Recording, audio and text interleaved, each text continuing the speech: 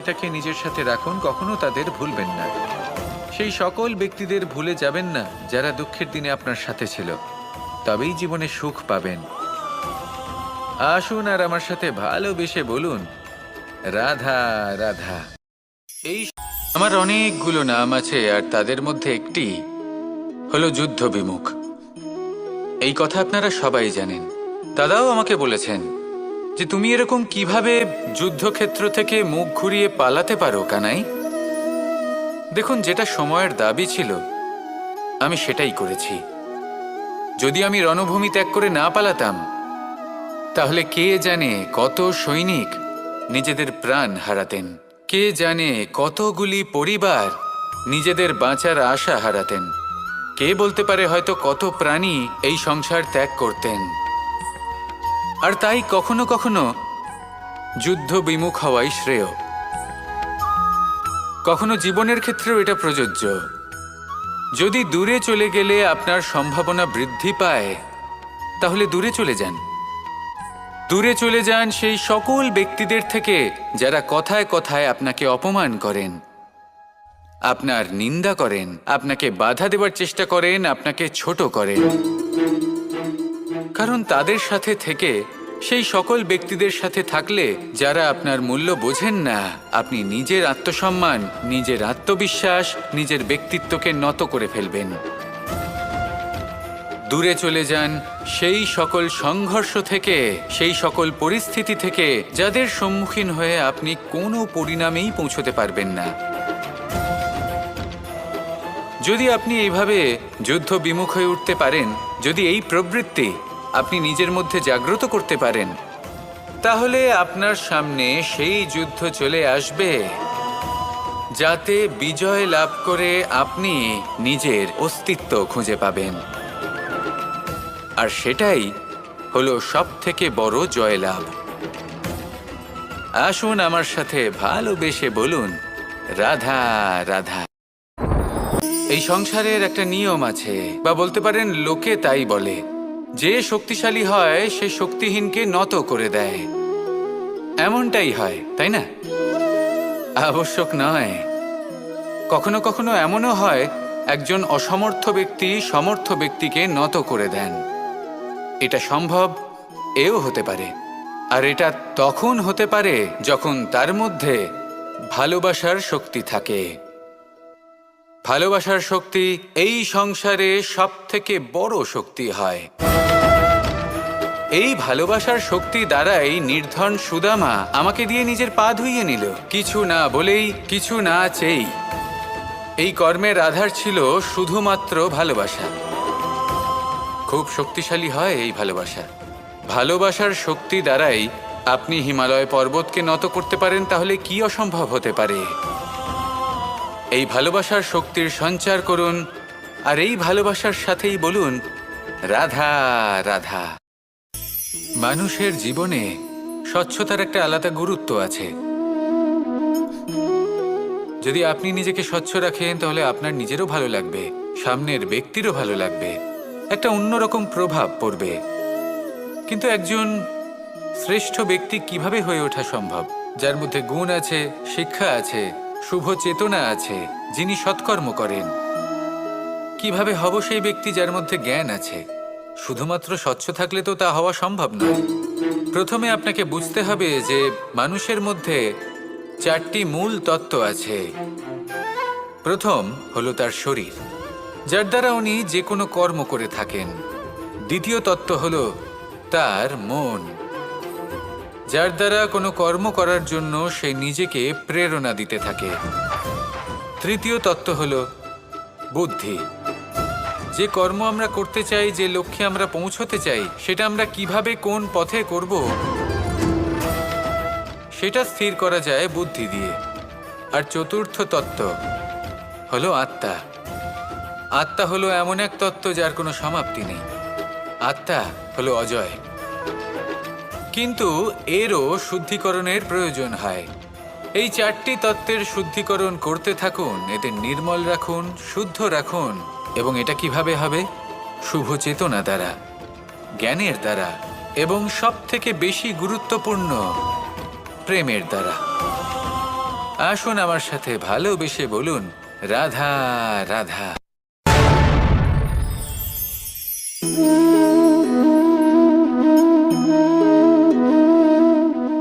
জল এই সংসারের সমস্ত প্রধান তত্ত্বের মধ্যে একটি।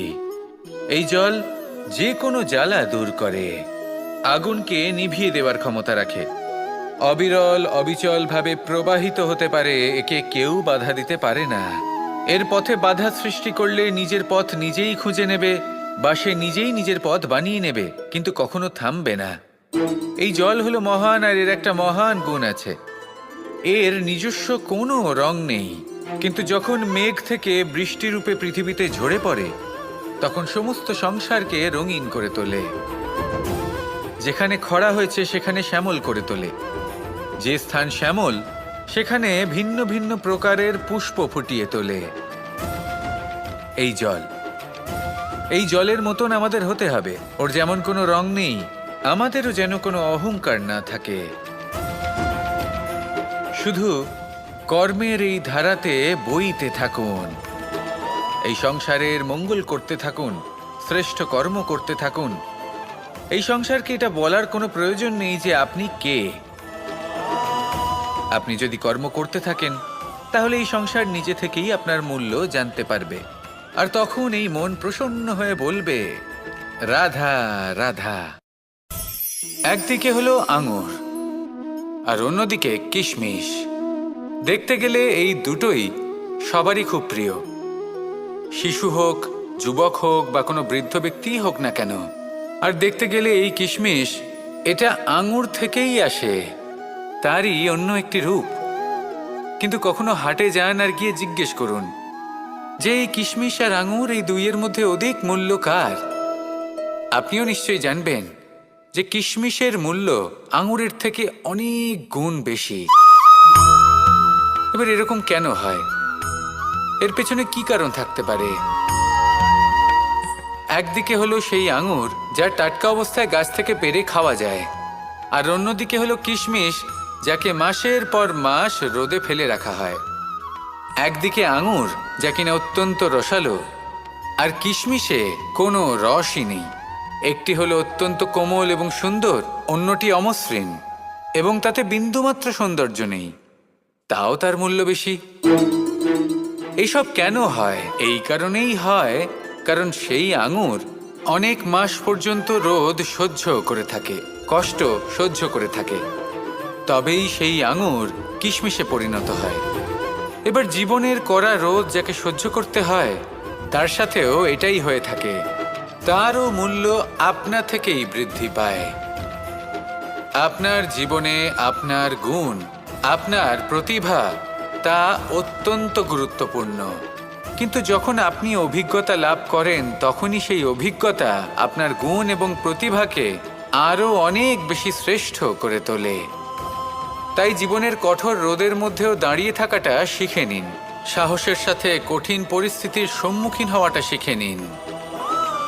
ঠিক এইভাবেই অভিজ্ঞতা লাভ করতে হয়, আর এই অভিজ্ঞতা আপনার মূল্য বৃদ্ধি করতেই থাকবে, করতেই থাকবে। আর তখন এই মন প্রসন্ন হয়ে বলবে, রাধা রাধা। আমাদের সকলের জীবনেই দুই ধরনের ব্যক্তি থাকেন, বন্ধু এবং শত্রু।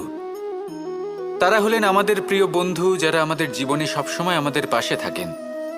কখনো কখনো আমরা তাদের জন্য কিছুই করি না, তাও তারা আমাদের আনন্দ প্রদান করেন, ভালোবাসা প্রদান করেন। আর অন্যদিকে থাকে আমাদের শত্রু। দেখতে গেলে যখন আমরা জন্ম নিই, তখন কিন্তু আমাদের কোনো বন্ধু থাকে না, আমাদের কোনো শত্রুও থাকে না। কিন্তু যত ধীরে ধীরে আমরা জীবনে এগোতে থাকি, আমাদের বয়স বাড়তে থাকে, তখন আমাদের বন্ধু আর শত্রু এই দুইয়ের সংখ্যা বাড়তে থাকে। আর সেই সব কিছু নির্ভর করছে আমাদের কথার ওপর এবং আমাদের ব্যবহারের ওপর। এবারে আপনি যদি কোনো ব্যক্তিকে স্বাগত জানান উদার চিত্তে, ভালোবেসে, তাহলে সেই ব্যক্তি আপনার বন্ধু হবেই হবে। কিন্তু যদি আপনি নিজে হাতে কাউকে সামনে অগ্রসর হতে বাধা দেন, বিনা কারণে তার সাথে খারাপ ব্যবহার করেন, তাহলে তার মনে শত্রুতার বোধ অবশ্যই জেগে উঠবে। আর রইল বিষয় কথার, যদি আপনার কথা মধুর হয় তাহলে সবাইকে আপনি আপন করে নিতে পারবেন। এই কথাই যদি কটু হয় তাহলে আপনার আপনজনেরাও দূরে চলে যেতে পারে। তাই নিজের কথার উপর সংযম রাখুন এবং নিজের আচরণ উদার করে তুলুন। জীবনে সুখই সুখ থাকবে। আসুন আমার সাথে ভালোবেসে বলুন, রাধা রাধা। এই সংসারে যখনই কোনো সমস্যা আসে তখন আমরা আমাদের সবথেকে বড় সম্বলের কাছে আশ্রয় খুঁজি, তা হলো আমাদের বিশ্বাস। এবার প্রশ্ন হলো এটাই যে এই বিশ্বাস কার উপর করা যেতে পারে? পরিবারের ওপর, বন্ধুর ওপর, নাকি তাদের ওপর বিশ্বাস করা উচিত যাদেরকে আমরা কখনো সঙ্গ দিয়েছি? দেখুন, এই সংসারে বিপদের সম্মুখীন হলে কে আপনাকে সাহায্য করবে সেটা নির্বাচন করা আপনার হাতে নেই। সেটা সেই সকল ব্যক্তির উপর নির্ভরশীল যে তারা আপনাকে সাহায্য করবে নাকি করবে না। অর্থাৎ যখনই কোনো বিপদ আসে সর্বপ্রথম তার সম্মুখীন আমাদের নিজেকেই হতে হয়, আর তার জন্য প্রস্তুত থাকা প্রয়োজনীয়। সেই শক্তি, সেই সাহস অর্জন করা প্রয়োজনীয়। দেখুন, যখনই অন্ধকার আসে তখন সবার আগে কে আপনাকে ত্যাগ করে চলে যায়? আপনার নিজেরই ছায়া। এই অন্ধকারের সম্মুখীন হতে হয় অন্তরের প্রদীপের দ্বারা, অন্তরের আত্মা দ্বারা। তবেই আপনি অন্ধকারের ওপর জয়লাভ করতে পারবেন। সেই জন্য যে বিপদই আসুক না কেন নিজেকে তার জন্য প্রস্তুত রাখা উচিত। সেই সাহস নিয়ে আসুন। এমন কোনো বিপদ নেই যা আপনাকে ভেঙে দিতে পারে। আসুন আমার সাথে ভালোবেসে বলুন, রাধা রাধা। এই সংসারে সব থেকে ভয়ানক এবং গভীর অন্ধকার কোনটা? সেটা যখন মেঘ সূর্যকে ঢেকে দেয় এবং সংসার অন্ধকারাচ্ছন্ন হয়ে ওঠে, নাকি তখন যখন সূর্যাস্তের সময় ঘনিয়ে আসে, সূর্য ঢলে যায় এবং এই সংসারে অন্ধকার ছেয়ে যায়, নাকি সেই অমাবস্যার রাত্রি যখন চতুর্দিকে ঘন অন্ধকার থাকে এবং চন্দ্রমার প্রকাশ কোথাও থাকে না? না, এই সংসারে সব থেকে বেশি ভয়ানক অন্ধকার হলো মানসিকতার অন্ধকার। মানসিকতা খুব গভীর একটা বিষয়। এই মানসিকতাই সত্যের রূপ ধারণ করে এবং আমাদের এই মানসিকতা এবং বিবেকে একটা সূর্য থাকে। যদি আমরা এটা জীবন থেকে বের করে ফেলি তাহলে নিরাশা, হতাশা, অসফলতা এর এমন এক ঘন অন্ধকারে আমরা ফেসে যাব যে তার থেকে বাইরে বের হওয়া প্রায় অসম্ভব ব্যাপার হয়ে দাঁড়াবে। বড়ই কঠিন হয় সেই সময়। সেই জন্য ইতিবাচক মনোভাব থাকা খুব প্রয়োজনীয়। এটা ভাববেন না যে এটা আমার সাথে কেন হলো, এই সমস্যা কেন এলো, ওই ব্যক্তি আমার সাথে এটা কেন করলেন। এটা ভাবুন যে আমি জীবনে যে পরিস্থিতিতে দাঁড়িয়ে আছি তার থেকে আমি ঠিক কিভাবে বাইরে বেরোতে পারবো। যতই ঘন অন্ধকার থাকুক না কেন, খুব ছোট একটা প্রদীপের প্রকাশ আমাদের পথপ্রদর্শক হয়ে দাঁড়াতে পারে। আর আমাদের জীবনে এই ছোট্ট একটা প্রকাশ হলো আশা। এই আশার একটি কিরণ আমাদের অত্যন্ত গাঢ় অন্ধকারেও পথ দেখাতে পারে। তাই এই আশাকে সবসময় মনে প্রজ্বলিত করে রাখুন। গাঢ় থেকে গাঢ় অন্ধকারের সাথে, কঠিন থেকে কঠিনতর সমস্যার সাথে লড়াই করুন, সামনে এগিয়ে চলুন, আর আমার সাথে ভালোবেসে বলুন, রাধা রাধা। শত্রুতা। একজন মানুষ অন্য মানুষের সাথে শত্রুতা করে বসেন। দুজন ঘনিষ্ঠ বন্ধু, এমনও এক সময় আসতে পারে যখন এনারা একে অপরের শত্রু হয়ে ওঠেন। এর অনেকগুলো কারণ হতে পারে, কিন্তু মূল কারণ হলো আলোচনা। আগে হ্যাঁ, আপনি যদি কারোর বিষয়ে আলোচনা করেন তাহলে সে আপনার শত্রু হয়ে যেতে পারে। এবার মনে একটা প্রশ্ন আসতে পারে যে এটা কিভাবে সম্ভব হতে পারে? আলোচনা, এটা তো অত্যন্ত জরুরি। যদি আমি নিজের বন্ধুর খারাপ কাজের বিষয়ে আলোচনাই না করি তাহলে সে শুধরবে কি করে? এ কথা সত্যি যে আলোচনা আবশ্যক, কিন্তু তার থেকেও বেশি গুরুত্বপূর্ণ এবং আবশ্যক হলো আপনার এই সিদ্ধান্ত। সিদ্ধান্ত এটাই যে আপনার এই আলোচনা কোন স্থানে করবেন। যদি এটা সবার সামনে করবেন ভাবেন, তাহলে তা অপমানও হয়ে যেতে পারে। যদি এটা আলাদাভাবে করেন তাহলে তা পরামর্শ হয়ে যায়। অপমান কেউ স্বীকার করতে পারেন না, কিন্তু পরামর্শ সকলের ভালো লাগে।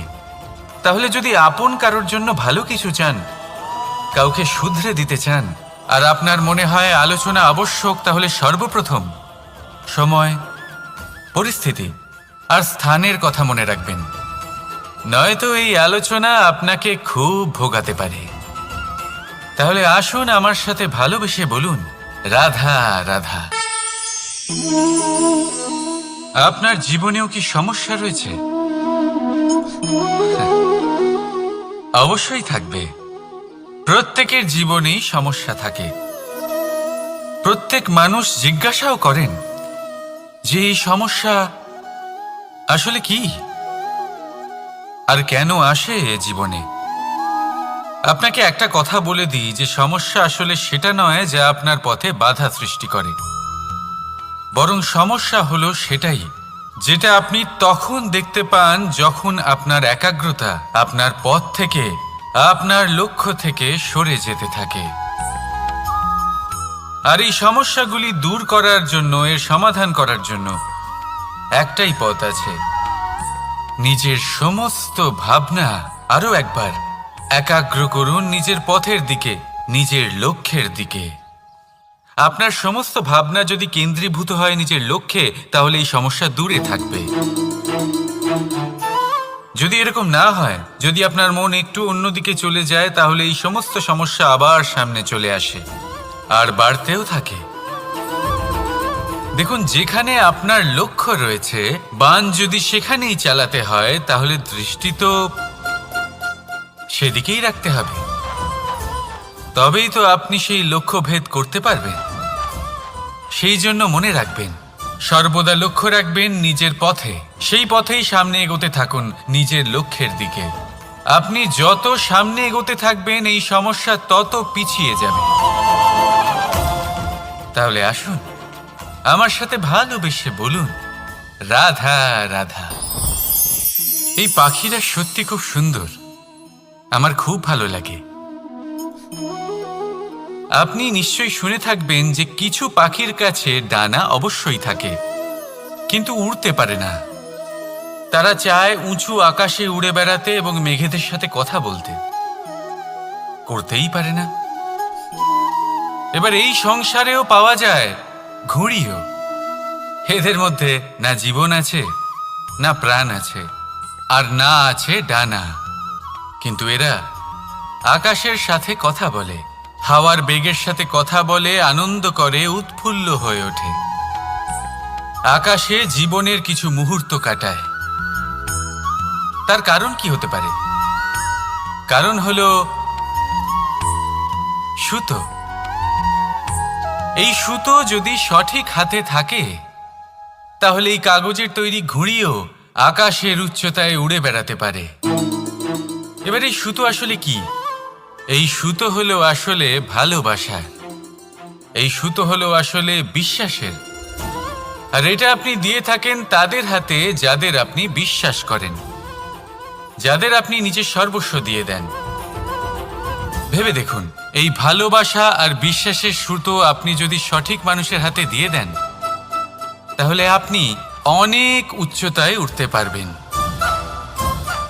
আকাশের উচ্চতায় উড়ে বেড়াতে পারবেন, মেঘের সাথে কথা বলতে পারবেন, পাখিদের মতো উড়তে পারবেন, যা ইচ্ছে তাই করতে পারবেন। শুধু এই মানুষ সঠিক হতে হবে, এমন একজন মানুষ যার মনে আপনার জন্য ভালোবাসা রয়েছে, এমন এক মানুষ যার মনে কোনো স্বার্থ নেই, যিনি পরোপকারী, এমন একজন ব্যক্তি যিনি আপনার অস্তিত্বকে বাইরে নিয়ে আসতে পারবেন, তাকে উজ্জ্বল করে তুলবেন। তাহলে ভালোবাসুন, আনন্দ করতে থাকুন, আর এই আনন্দ সহকারে বলুন, রাধা রাধা। আমরা সকলে এমন ব্যক্তির সাথে থাকতে চাই যারা খুব মিষ্টি কথা বলেন, যাদের ব্যবহার আমাদের ভালো লাগে, যারা দেখতে সুন্দর হন, যাদের আমরা পছন্দ করি। আর সবসময় এমন ব্যক্তির থেকে দূরে থাকতে চেষ্টা করি যাদেরকে আমরা পছন্দ করি না, যাদের কথা আমাদের খারাপ লাগে, যাদের কথা একটু কঠোর হয় আমরা সবসময় চেষ্টা করি এদের থেকে দূরে থাকার, ঠিক কিনা? কিন্তু যদি বাস্তবটা দেখি তাহলে এই কঠোরতা জীবনে শান্তির প্রলেপ দেয়। ওষুধও একটু কড়াই হয়, কিন্তু এ কি করে? আমাদের সুস্থ করে তোলে। ঠিক সেইভাবেই ভালোবাসার এই অধ্যায় একটু কঠিন, একটু কড়াও মনে হতে পারে, কিন্তু এর ফল সবসময় আপনাদের স্বাস্থ্যের পক্ষে ভালোই হয়। সেই জন্য যদি কেউ আপনার নিন্দে করে, আপনাকে কড়া কথা শোনায়, আপনার ব্যাপারে আলোচনা করে, তার মানে এটা নয় যে সে আপনার শত্রু। হতে পারে তিনি আপনার বন্ধু হন, আপনার জন্য ভালো চান, আপনাকে শুধরে নিতে চান, আপনার মধ্যে কোনো পরিবর্তন দেখতে চান। সেই জন্য কখনো কারোর কথা শুনে বা কাউকে দেখে প্রাথমিকভাবে এই সিদ্ধান্ত নেবেন না যে তিনি আপনার শত্রু হন নাকি আপনার বন্ধু হন। এমনও শত্রু হয়ে থাকেন যে গুড়ের মতো মিষ্টি মিষ্টি কথা বলে আসলে আপনাকে বিষ পান করিয়ে দেবেন।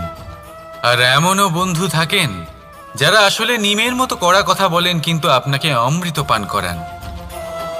এদের মধ্যে পার্থক্য করতে জানতে হবে, কে আসলে শত্রু হন আবার কে আসলে মিত্র হন। এই পার্থক্য যখন আপনি করতে শিখবেন তখন আপনি এই সংসারের সব থেকে সুখী প্রাণী হয়ে উঠবেন। এই পার্থক্য বোঝা সহজ নয়, কিন্তু অবশ্যই আবশ্যক। রাধা রাধা। অসুখ।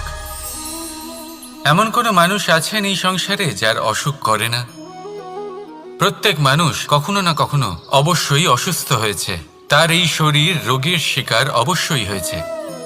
এবারে দেখুন, এই রোগ আসে আবার এই রোগ চলেও যায়, কিন্তু সেই রোগ আমাদের কষ্ট দিতে কেন সক্ষম হয়? কারণ হলো স্বচ্ছতা। যদি এই স্বচ্ছতা শরীরে না থাকে তাহলে মানুষকে শারীরিক কষ্ট পেতেই হবে। ঠিক সেইভাবেই অত্যন্ত প্রয়োজনীয় হলো এই স্বচ্ছতা যেন মনেও থাকে। যদি এই স্বচ্ছতা মনে না থাকে তাহলে মানুষ চারিত্রিকভাবে কষ্ট সহ্য করেন। এবারে নিবারণ কি হতে পারে? বড়ই সহজ এর উপশম। যদি রোগ শরীরে হয় তাহলে সর্বপ্রথম স্বচ্ছতা বজায় রাখতে শিখুন, এই শরীরকে পরিষ্কার রাখতে শিখুন। বিচক্ষণতার সাথে এই রোগের সম্মুখীন হন, ভয় পাওয়ার কোনো দরকার নেই। ব্যায়াম করতে থাকুন, সব ঠিক হয়ে যাবে। সেইভাবেই যদি এই অসুখ মনে হয় তাহলে কি করা যায়? সর্বপ্রথম তার আধারের উপরে নজর দিন। আপনার এই আধারই হলো আপনার আহার। যা আপনি আহার করবেন সেরকমই মানুষ হয়ে উঠবেন। সেইভাবেই আপনি যেরকম ভাবেন সেরকমই মানুষ হয়ে উঠবেন। সেই জন্য নিজের ভাবনাকে শুভ করুন, নিজের দৃষ্টিভঙ্গিকে শুভ করে তুলুন, সব কিছু সঠিক হবে। আপনার আমার সবার মধ্যেই এক রাক্ষস বাস করে, তার সম্মুখীন হন, তাকে পরাস্ত করুন। তাহলে এই রোগ সে শরীরেই হোক বা মনের মধ্যে, যদি সঠিক সময় তাকে আটকানো না যায় তাহলে যে কোনো সময় তা মহামারীর রূপ ধারণ করবে। সেই জন্য সাবধানে থাকুন, সুস্থ থাকুন। তাহলে আসুন আমার সাথে ভালোবেসে বলুন, রাধা রাধা।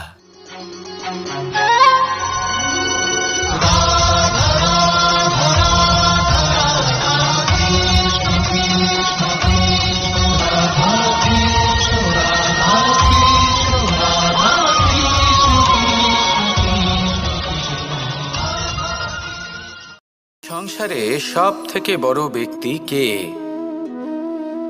আপনি বলবেন, এ কেমন ধরনের প্রশ্ন? কিন্তু এটা হলো সব থেকে